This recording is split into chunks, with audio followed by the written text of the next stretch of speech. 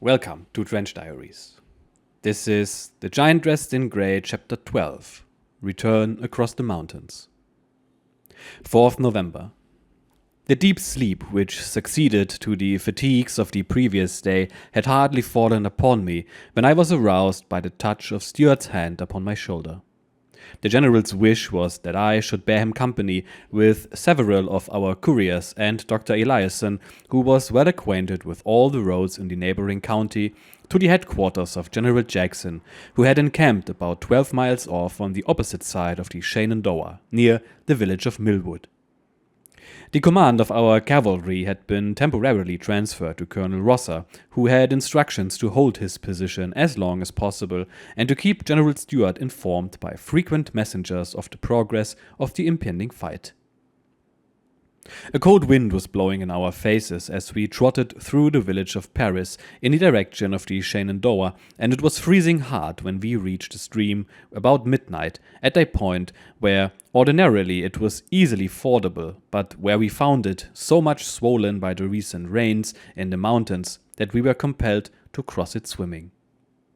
We reached the opposite bank in safety, but chilled through and with soaking garments. Such was the intensity of the frost that in every few minutes our cloaks and blankets were frozen quite stiff, and the water, as it dripped from the flanks of our horses, congealed into icicles, and the legs of the animals were rough with ice. But a sharp ride, as it promoted the circulation of the blood, kept us tolerably warm, and at 2 o'clock in the morning we arrived at Jackson's encampment. Stuart, being unwilling in his great tenderness for old Stonewall to disturb his slumbers, proposed that we should seek rest for the remaining hours of the night, but in our frozen condition, it being first necessary that we should thaw out our garments before we could dry them, we preferred building a huge fire of logs, around whose cheerful blaze we sat and smoked our pipes, though with teeth chattering like castanets. This was smoking under difficulties. Jackson, who in accordance with his usual habit awoke with the earliest glimmer of day, no sooner discovered us than he expressed his regret at our evident discomfort, but gave Liz to the readiest consolation by ordering breakfast to be immediately prepared. Nothing was better calculated to restore our good spirits than the summons of the general's large breakfast table, where the aroma rose in clouds of vapor from an immense coffee pot, and where stood a magnificent haunch of venison, cold, a present from a neighboring planter. The good cheer had the happiest effect on Stuart, who enlivened our repast with abundant anecdote and the recital of many a joke at the expense of his companions in arms. It was his special delight to tease me on account of the little mistakes I still frequently committed in speaking the English language, which he always cleverly turned so as to excite the merriment of his auditors.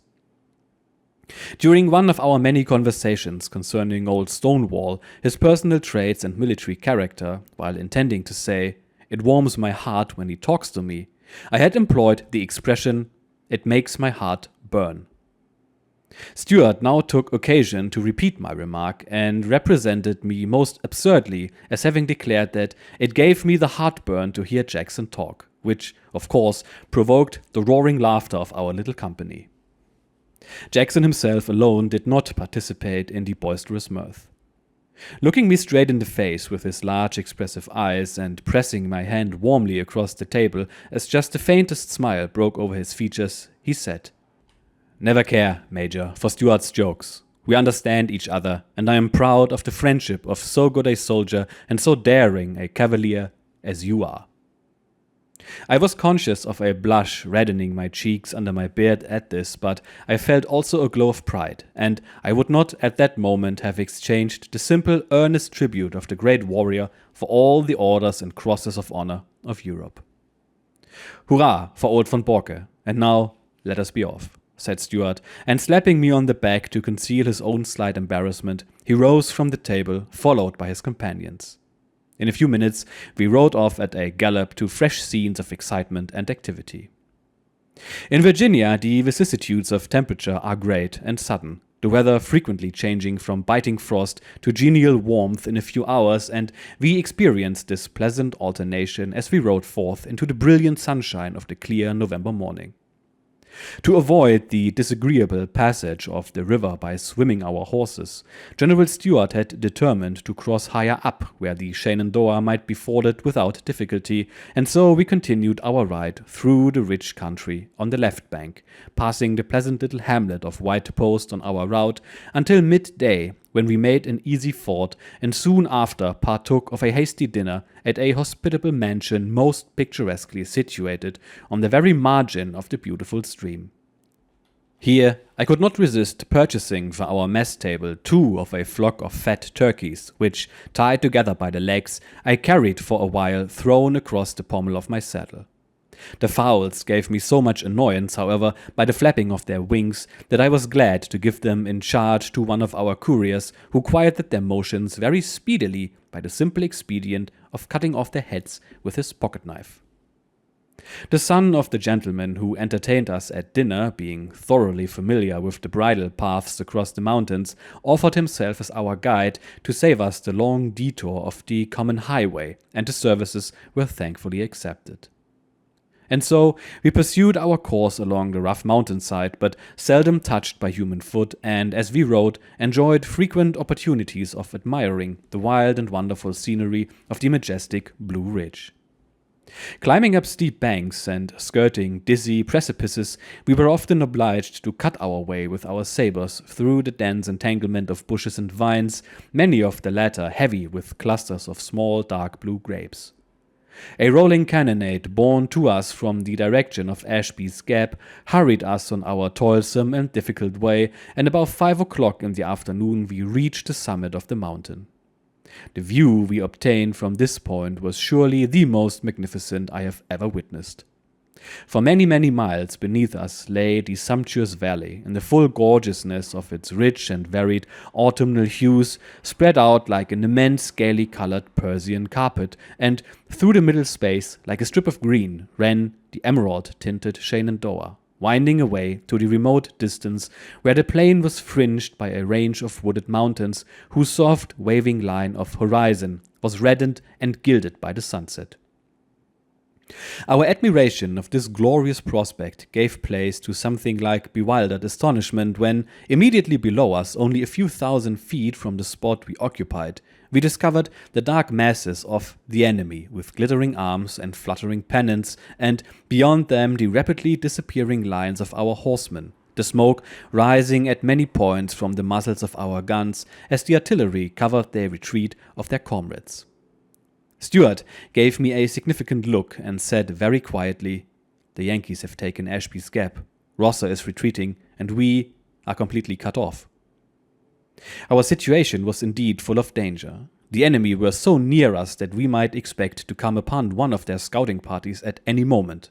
Our volunteer guide had no knowledge of the mountain roads on our right. To procure other guides was a matter of great difficulty, as only a few herdsmen lived so high up on the mountain, and these would have been restrained by no sense of patriotic duty from betraying us into the hands of the Yankees. And to ride back to Jackson and join our horsemen again involved a circuitous and fatiguing journey of 60 or 80 miles, could we even make this without interruption. And yet it was of the utmost importance that Stuart should be with his command again before morning. Meanwhile, as night was rapidly approaching, we recognized the necessity of coming to some conclusion, and it was finally determined that we should disperse over the ridge in various directions, in the hope that some of our party might fall in with a mountaineer whom we should force to guide us, and that a whistle twice repeated should be the signal for reuniting at the point where Stuart himself should remain, that he might watch closely the movements of the enemy. After much unsuccessful riding about the rocks and through the forest, I was fortunate enough to pick up a fellow of exceedingly wild and haggard appearance, with garments all tattered and torn, who, upon my approach, endeavored to slip away from me in the bushes, but who came to a better mind when he saw my revolver leveled at his head. At the appointed signal, we soon came together again when General Stuart explained to my trembling captive that if he would guide us over the mountains on our right to a point from which we could reach Barber's Crossroads, the supposed new position of Fitz-Lee's brigade, without bringing us in contact with the Yankees, he should receive an ample reward. But that, should he intentionally mislead and betray us, he should be shot down without hesitation. Under the joint influence of fear and avarice, the poor devil became voluble with promises of fidelity, and we started at once on our hazardous march, one of us riding just before and another just behind the guide with cocked pistols to prevent his escaping into the dense undergrowth on either side of the narrow path. In many places the road was barred by immense boulders or became too steep to ascend on horseback, so that we were compelled to dismount and lead our horses. The briars and brambles scratched our hands and faces and made sad work with our uniforms. The night had now deepened into great darkness, and we expected momentarily to lose our way or tumble over one of the frightful precipices along the verge of which we had to pass. But, surmounting all difficulties and escaping all dangers, we at last reached the foot of the Blue Ridge, near the small village of Mason, at a short distance from which place we saw a large campfire, and in the glare of the flames discovered a group of soldiers around it. We halted, of course, at once, and with a proper precaution sent forward on foot one of our couriers to ascertain whether the men before us were friends or foes. After a few minutes of extreme anxiety on our part, the courier came back with the pleasing intelligence that all was right, as the picket inside consisted of soldiers belonging to the division of General D.H. Hill, who had retired in the direction of Front Royal, but was holding Manassas Gap. Dr. Eliasson, being now fully acquainted with the neighborhood, we dismissed our mountaineer, who evinced great delight when General Stuart handed him a $50 note for his services. The perils of our journey, however, were by no means yet over, as we had still a long distance to ride outside our own and very near the enemy's lines, whose numerous campfires were often plainly to be seen on the mountainside. But after our advance guard of 2 couriers had several times brought us to a halt through false alarms, and, blinded by the intense darkness of the night, had fired again and again at imaginary Yankees, they arrived without further adventure about midnight at Barber's Crossroads. Here we learned, to the surprise and indignation of General Stuart, that only one of our squadrons was on picket at the place, and that Colonel Rosser, with the rest of his brigade, had fallen back 7 miles farther to the immediate vicinity of the small town of Orleans. Wearied out by the fatigues of the day, I was just looking out for a suitable spot for my night's rest, when Stuart, who was in no good humor, called to me, saying, "Major, I desire that you will ride at once to Colonel Rosser and order him to report to me instantly in person, leaving instructions for Lee's brigade to follow without delay, that we may be ready to receive the enemy at this place at daylight. I am determined not to retire without fighting, and shall give battle to the Yankees here tomorrow." Thinking of the 15 long miles that my faithful but exhausted charger must yet perform, I started rather unwillingly and slowly, but I had not gone 200 yards when a courier rode up to me with the message from Stuart to go on as rapidly as possible, regardless of the life of my horse. So I drove the spurs into its flanks and went off at a gallop through the dark pine forests that skirted the road on either side until I reached Orleans and, with some difficulty, found the headquarters of Colonel Rosser. This officer was exceedingly annoyed at being aroused from his comfortable repose, having gone into bivouac under the impression that he had operated with great wisdom and circumspection. The urgency of my instructions, however, soon brought him into the saddle. His adjutants quickly conveyed the necessary orders to the regiments of his brigade, and the colonel and I trotted off together ahead of the column to Barber's Crossroads. Rosser had been compelled, after a gallant resistance, to give way before the superior numbers of his assailants, having sent during the day reports to General Stuart by several couriers, all of whom had either missed their way or fallen into the hands of the enemy. Upon our arrival at the crossroads, we found Stuart and our comrades of his staff wrapped in the profoundest slumber upon the portico of a small farmhouse. When I had succeeded in awakening my chief and had taken due care of my horse, I drew my blankets closely around me and, wearied with a ride of more than 50 miles, stretched my limbs on the hard ground in the hope of gaining some refreshment for the inevitable rough work in the coming day. 5th November. The bugle sounding to saddle cruelly cut short my slumbers with the dawn, and a few minutes afterwards we galloped up to Fitz-Lee's brigade, which, according to orders, occupied its position on the crossroad. We now found, to our inexpressible delight, that Hampton's brigade, which, having been detached to our infantry, had been separated from us during the past week, had also arrived on the spot, and the hearty welcome we gave them attested the new hope and confidence as to the issue of the impending conflict which their presence inspired. General Hampton had been ordered to form the right wing of our line of battle, and I accompanied him upon a little reconnaissance to a slight eminence from which we could narrowly watch the approach of the vast numbers of the enemy. With his battery he had two 15-pounder brass guns imported by him from Europe at his own expense that were remarkable for their long range and accuracy of aim, but were too heavy for flying artillery. These pieces, being at once placed in position at our point of survey, speedily commenced the fight, and their fire being energetically returned by the Yankees, there ensued a tremendous cannonade. Before long, Stuart joined us, and with all the other members of his staff and our group of horsemen attracting the attention of the enemy's artillery, we were honored forthwith with several cannonballs, which came whistling high over our heads and gave us small concern. Suddenly, however, a percussion shell whizzed very close to us and, striking a small locust tree in the distance of about 20 yards, sent its iron hail right into the midst of our party. We looked at each other with startled apprehension, scarcely deeming it possible but that some one of our number had been struck. In the most wonderful way, all had escaped. My horse was the only sufferer, as one of the fragments of the shell had cut a deep gash in his right hind leg. Finding that fortunately no bone or sinew had been injured, I stanched the wound by tying my pocket handkerchief around the limb, and I was thus able to ride my brave animal, despite his lameness, throughout the day.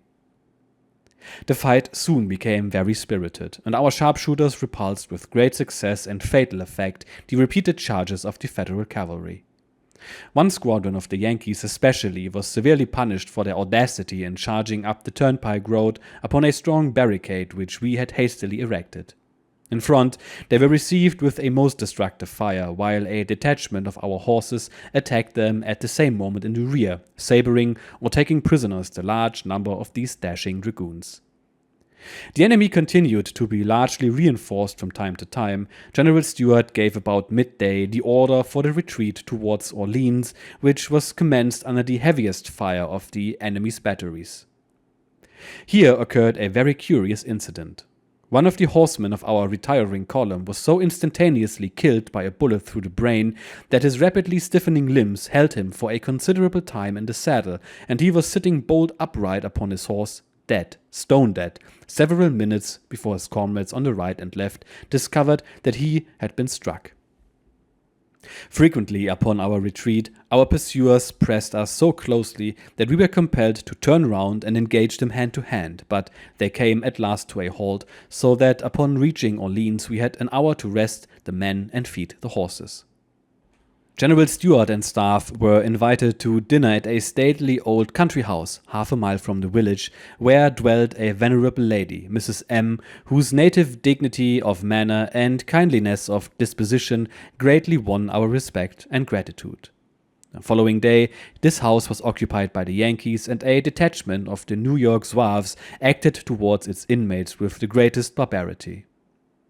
After the greater portion of the furniture had been broken to pieces and completely destroyed by them in mere wanton malice, one of these brutes demanded of the old lady where she had hid her silver, and upon her answering him quietly that it had been long ago sent to a place of safety, struck her a blow with the butt of his musket, under which she fell senseless into the arms of her daughters.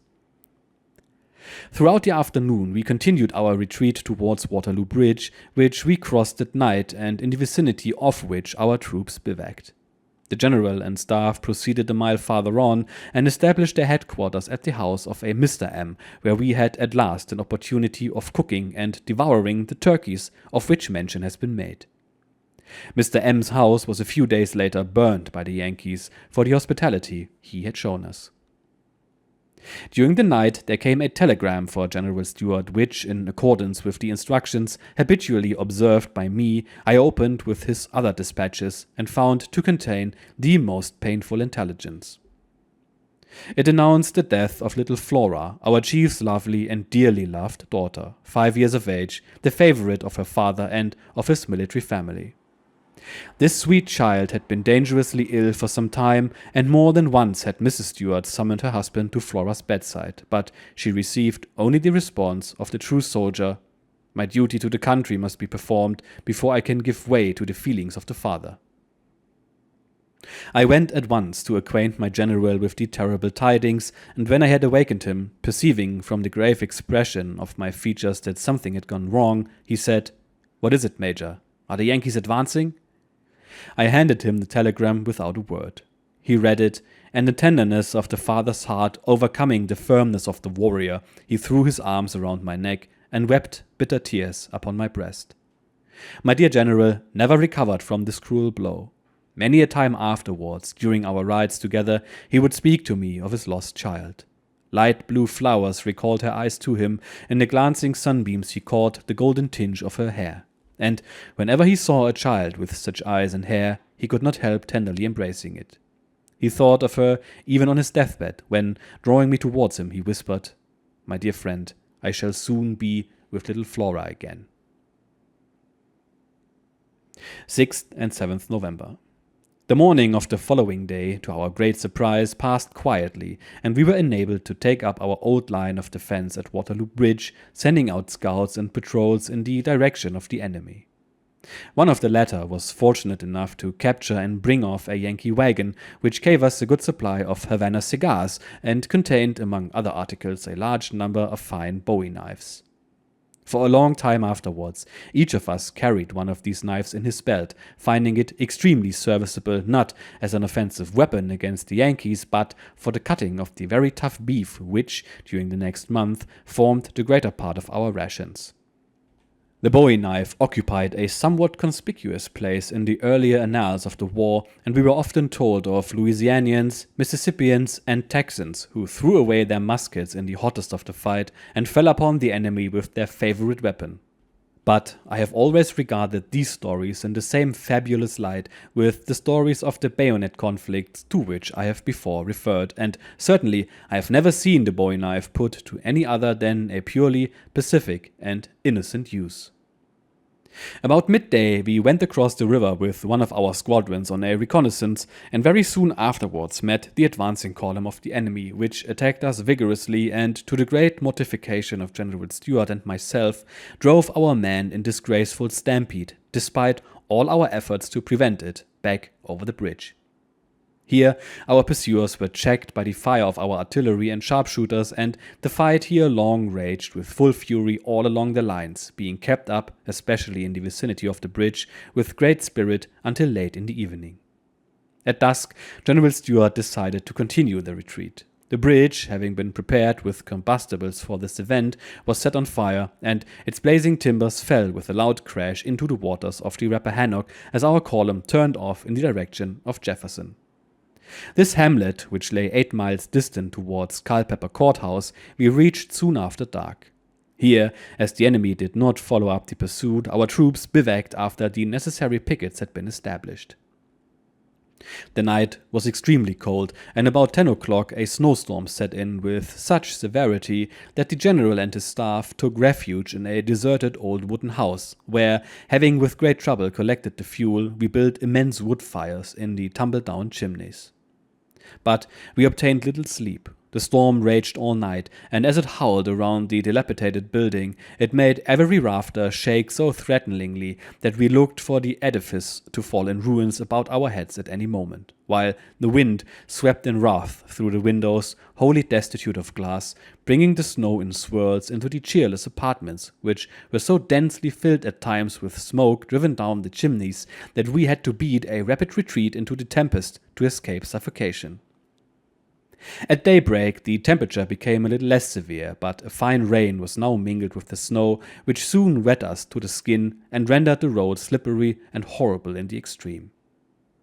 It may be imagined that our horsemen did not make a very proud appearance when our columns drew up to meet the advance of the enemy. Men and horses were muddy, draggled, and shivering, and both had been 24 hours without food. The Yankees did not long keep us waiting for their attack, and at 10 o'clock the fight was fully in progress, making us quite warm enough. Our resistance, however, was but a short one. General Stuart feared the rising of the Hazel River in his rear, and our artillery horses were scarcely able any longer to pull the guns through the miry roads. So greatly were we embarrassed on this account that we had been obliged already to bury 2 of our pieces which we could not carry with us. About noon, we again commenced the retreat, turning around and giving battle to the enemy whenever we were hard pressed by them. Late in the evening, we reached the river, which we forded safely but with some difficulty, and took a new position on the heights of the opposite shore, near the small village of Ricksville. It was a sorry sight, this crossing of the Hazel River. Our command, and especially Fitz-Lee's brigade, had suffered severely from the continuous marching and fighting we had undergone, from the inclement wintry weather, and from scarcity of food. Many of our horses had been killed, and many more, broken down or lame, could only be led along. All the sick and disabled men, making up a body of nearly 500 non-combatants, were formed together into a corps which was jokingly called Company Q, and had been put in charge of Fitz-Lee's gallant quartermaster, Major Mason. I felt no little anxiety until I saw the last of this large squad of limping men, leading crippled horses, safely on the other side of the river. I had often to urge the stragglers along by saying, "The Yankees are close upon you," when they lingered to pluck the fruit of the numerous persimmon trees on either side of the road, fruit which the recent frosts had brought plentifully to perfection, and which furnished a welcome though meagre repast to our famished troopers. The Yankees not making their appearance on the opposite bank of the Rappahannock, we left behind several squadrons and 2 pieces of artillery to guard the 2 nearest forts, and went at nightfall with the main body of our troops a few miles farther back, establishing our bivouac in a dense forest of oak and pine. The night set in cold again, and the rain changed to a heavy fall of snow, giving us every prospect of a most uncomfortable time of it. But the accustomed wood fire, with its immense pile of blazing logs, around which the general and staff and escort collected, kept us sufficiently warm. The bivouac itself was exceedingly picturesque. Many of the officers were enveloped in red blankets, worn in the Mexican fashion, falling from the shoulders, with a hole cut in the middle for the head of the wearer to come through. Others wore long overcoats and wide-brimmed hats pulled over their faces. Among these groups were the Negroes preparing supper. Around us was the dark and girdling forest, the branches of the nearest trees white with snow, and over all was thrown the rich red glow of the fire, producing the highest effects of light and shade. The never-failing provisions of my Negro servant William supplied our evening repast with some excellent Irish potatoes, which he had contrived to pick up somewhere on the road, and which he roasted in such a manner as to produce a very pleasant result. One of our couriers, whom we had sent off to the post office at Culpeper Courthouse, came in after supper, bringing me the first letters I had received from home since my departure for America. Stretched out upon the damp ground, I became so much absorbed in reading them by the fitful glare of the fire that my blanket caught from the embers without my perceiving it, and was in rapid combustion when Stuart called out to me, Von Borcke, what are you doing there? Are you going to burn yourself like an Indian widow?" 8th, 9th, and 10th November. Early the following morning, we left our beds of mud and snow and moved to the Hazel River, where we awaited the further approach of the enemy in line of battle, on the high hills which lined the Culpeper shore near Ricksville. But everything remained perfectly quiet. Stuart and myself crossed the river to look after the enemy, whom we found to be encamped near Jefferson, manifesting no intention of a further advance. Having satisfied ourselves upon this, we at once returned to our command, the greater part of which was ordered back to the camp of the past night, only a few squadrons and some pieces of artillery being left behind to resist a sudden attack on the forts. Our pickets were thrown forward at the same time 2 miles on the opposite side of the river. Our headquarters wagons having arrived meanwhile, and in appearing most likely that our stay in this part of the country would be of considerable duration, we pitched our tents on the edge of an oak wood, and our encampment was soon laid out in regular order.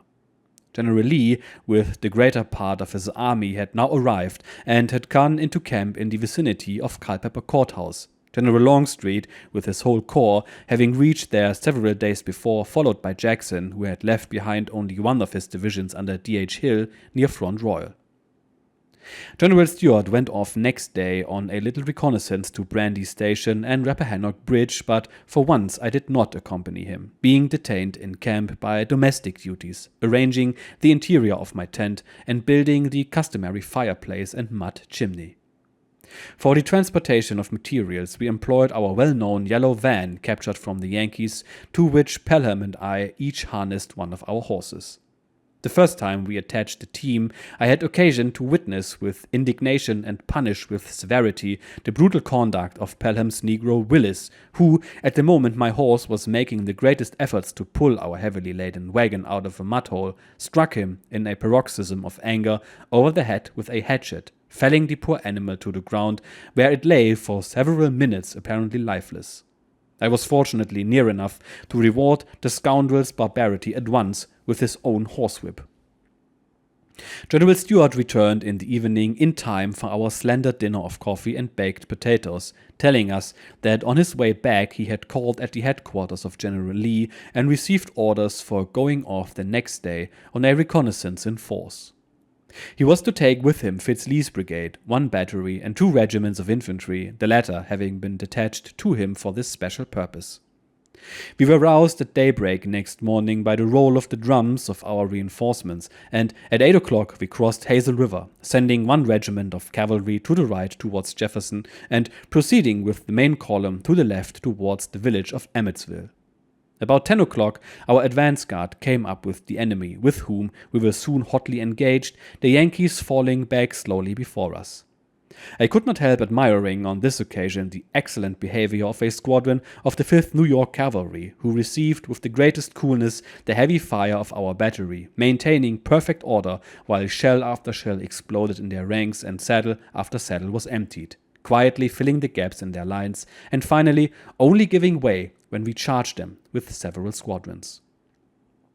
During the earlier part of the fight, the Federals had been wholly without artillery, but several batteries now came to their assistance, opening a vigorous and well-directed fire upon our guns, which lost heavily in men and horses.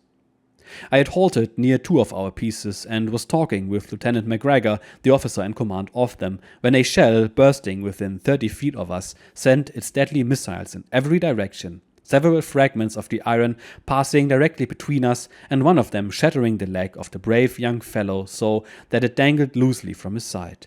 He insisted, however, on remaining with his guns, and it required the joint persuasion of General Stuart and myself to induce him to withdraw from the field and place himself in the hands of the surgeon. Our infantry now joining in the fight, we drove the Yankees back to the neighborhood of Emmetsville, when I was ordered by my chief to reconnoiter the position there before he could attempt pushing his success further.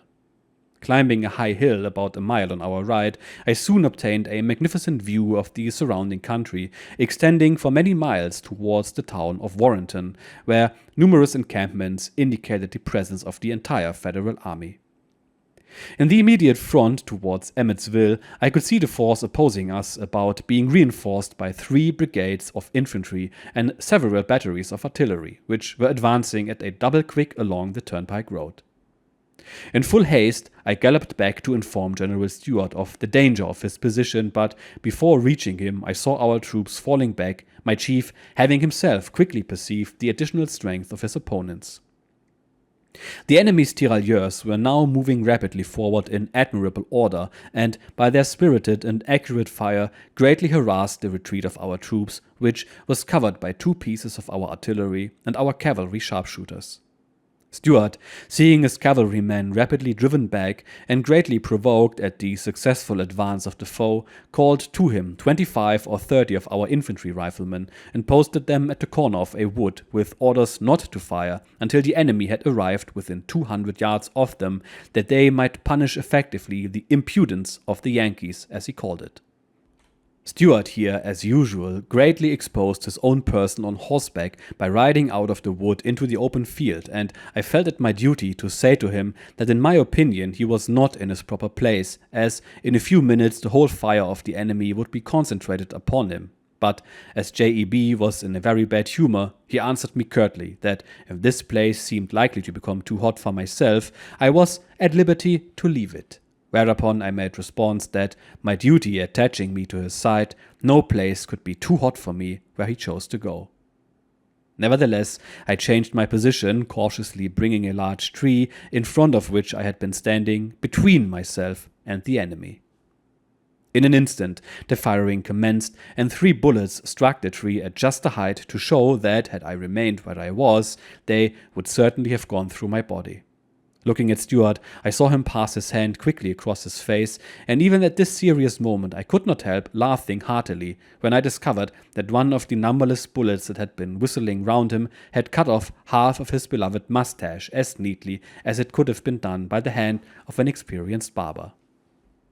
The Yankees having kept up the pursuit for only a short distance, we continued our retreat quietly towards Hazel River. Altogether, our reconnaissance had been highly successful. We had found out all we desired to know without much loss, while we had inflicted serious damage upon the enemy and brought back with us 30 prisoners. Being ordered by General Stuart to report immediately to General Lee what had been done, I galloped rapidly ahead about dusk, passing en route our headquarters, where those who had been left behind came running towards me to get news of the fighting, which I gave them in a condensed form. All right, and hurried onward without stopping. With some trouble I found General Lee's encampment on the opposite side of the town, where his modest tents had been pitched in a dense pine thicket. Supper was announced just as I arrived, and having accepted the General's kindly invitation to join him at the table, I here recited to an eager audience our recent adventures. The commander-in-chief and the members of his staff were all greatly amused at the loss of half of Stuart's mustache, a personal ornament upon which they knew our cavalry leader much prided himself. It was late at night when I got back again to our headquarters, where Stuart and my comrades of his staff had arrived long before me. So before we talk about our man, just let me say that during research I noticed that the Blue Ridge Mountains / the Shenandoah River area is one of the most beautiful landscapes I have ever seen, on photographs at least. It's also pretty massive, and speaking of massive, to give you an idea of my humble European perspective, the area where the current events in the book are taking place, the states of Virginia, West Virginia, Pennsylvania and Ohio together are a bit larger than the entire country of Germany. For me, driving west for 4 hours is pretty much a continental crossing where I will pass through the Netherlands, Belgium and France, arriving at Calais ready to cross the channel. For my American viewers, that is pretty much a somewhat extended grocery run from what I've heard.